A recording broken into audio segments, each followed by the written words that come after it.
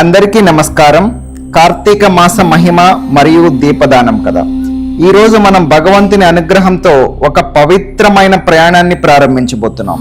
అది కార్తీక పురాణంలోని అద్భుతమైన కథల ద్వారా మన మనస్సుని పరిశుద్ధం చేసే ఆధ్యాత్మిక యాత్ర.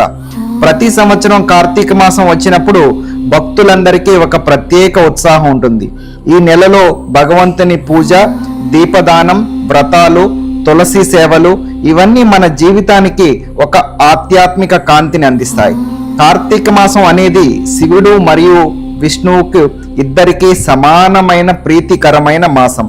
ఈ మాసంలో ఒక దీపం వెలిగించడం, ఒక నామస్మరణ చేయటం, ఒక స్నానం, ఒక దానం, వీటికి అనేక పుణ్యఫలాలు కలుగుతాయని మన పురాణాలు చెబుతున్నాయి. అందుకే మనం ఈ మాసంలో ప్రతిరోజు ఒక చిన్న కథ ద్వారా కార్తీక పురాణంలోని గొప్పతనాన్ని 30 రోజులు తెలుసుకుందాం. ఇప్పుడు మనం మొదటి కథను ప్రారంభిద్దాం. ఇది శివ దీపం మహిమ.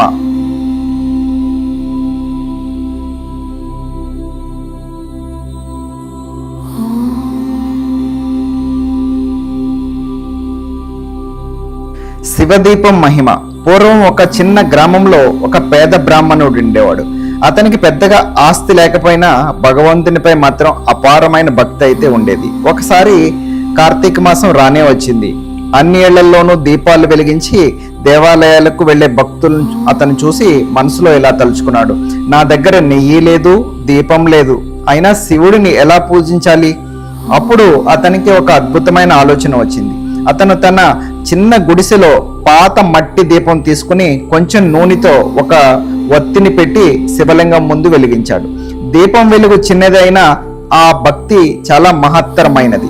ఆ రాత్రి కైలాసంలో పార్వతీదేవి మహాశివుడిని ఇలా అడిగింది, ప్రభు, ఈ రోజు భూమి మీద నుండి ఒక అద్భుతమైన ప్రకాశం ఇక్కడికి వస్తుంది, అది ఎవరిది? దానికి శివయ్య ఒక చిరునవ్వు చిందించి ఇలా అన్నాడు, అది ఒక భక్తుని దీపం. అతనికి ఆర్థిక సౌకర్యం లేకపోయినా ఆ వెలుగులో ఉన్న ప్రేమ, భక్తి అమూల్యమైనవి. ఆ దీపం భూమి అంతా వెలిగించే శక్తి కలిగించినది అని అన్నాడు. శివుడు వెంటనే ఆ బ్రాహ్మణుడికి దర్శనమిచ్చాడు. ఓ భక్త, నీ చిన్న దీపం నాకు కైలాసంలోనూ కాంతి నింపింది. నీ జీవితంలో ఇక చీకటి ఎంత మాత్రం ఉండదు అని అనుగ్రహించాడు. ఆ రోజు నుండి కార్తీక దీపదానం ఒక పవిత్రమైన ఆచారంగా మారింది. ప్రతి దీపం వెలిగించడం అనేది భగవంతునికి ఒక అర్పణ మాత్రమే కాదు, మన లోపల ఉన్న అజ్ఞాన చీకటిని తొలగించే ఒక ధ్యాన జ్యోతి. ఇక దీపం వెలిగించేటప్పుడు మీరు కూడా ఈ కథను గుర్తుపెట్టుకుంటారని ఆశిస్తున్నాను.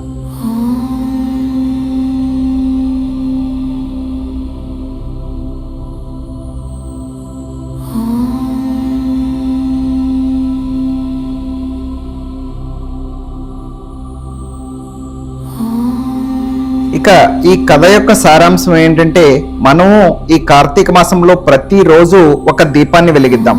అది ఎంత చిన్నదైనా మన హృదయంలో భక్తి ఉంటే ఆ దీపం మన జీవితాన్ని ప్రకాశింపజేస్తుంది. అందుకే ఈ రోజు నుండి ప్రతి రాత్రి ఓం నమః శివాయ అని జపిస్తూ దీపం వెలిగించండి.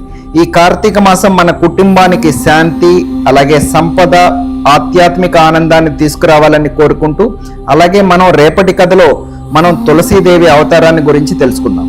అందరికీ ధన్యవాదాలు. ఓం నమః శివాయ.